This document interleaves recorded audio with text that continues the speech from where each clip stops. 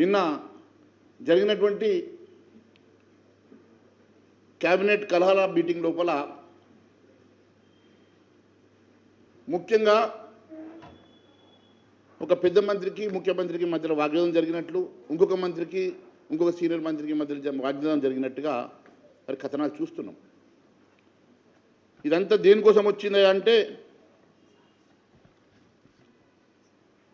Irrigation ప్రాజెక్టులో revise estimation అంశంలో కానివ్వండి, ఫండ్స్ అలొకేషన్ విషయంలో కానివ్వండి, చాలా అంశాల విషయం లోపల వారి మధ్యలో మరి కలహాలు వచ్చినట్టుగా చాలా స్పష్టమవుతున్నది.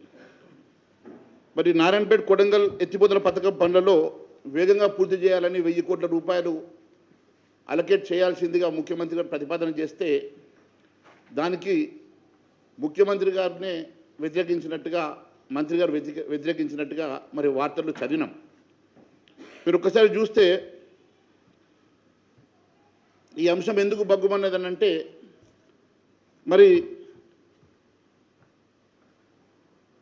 సాగునీటి ప్రాజెక్టుల నిర్వహణ పర్యవేక్షణ గతం బడ్జెట్లో 480 కోట్లు కేటాయిస్తే ఇప్పటివరకు ఒక్క రూపాయి కూడా మంజూరు చేయలేదు, రిలీజ్ చేయలేదు. ఇంకా 26 రోజుల్లో ఫినాన్షియల్ ఇయర్ అయిపోతుందని చెప్పేసి ఇరిగేషన్ మంత్రి గారు బాధపడ్డారట.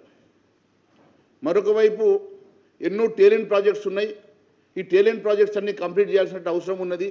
మీరు అన్ని కొడంగల్ లిఫ్ట్ ఇరిగేషన్కే 1000 కోట్లు తీసుకపోతే ఎట్లా అని చెప్పి వారి మధ్యలో వాగ్వాదం జరిగినట్టుగా మరి పేపర్లో వచ్చింది. కానీ ఇవన్నిటికన్నా ముఖ్యంగా ఎవరికి తెలియని ఇంకొక అంశం జరిగింది ఇక్కడ.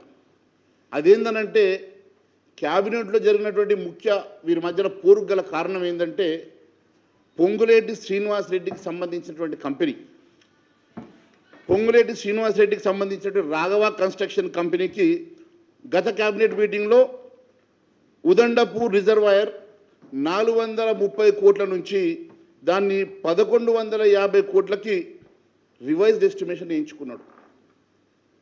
అంటే దాదాపు 700 కోట్ల రూపాయలు రివైజ్డ్ ఎస్టిమేషన్ పేరు మీద ఎస్కలేషన్ చేసుకున్నాడు. మరి ఒక మంత్రికి మీరు 700 కోట్ల రూపాయలు రివైజ్డ్ ఎస్టిమేషన్ ఇచ్చిండ్రు, మరి మాకు సంబంధించినటువంటి ఎంతోమంది కాంట్రాక్టర్లు ఉన్నారు కదా, మరి వాళ్ళకెందుకు ఇవ్వరని చెప్పేసి ఆ మంత్రుల మధ్యలో పంచాయతీ మొదలైంది.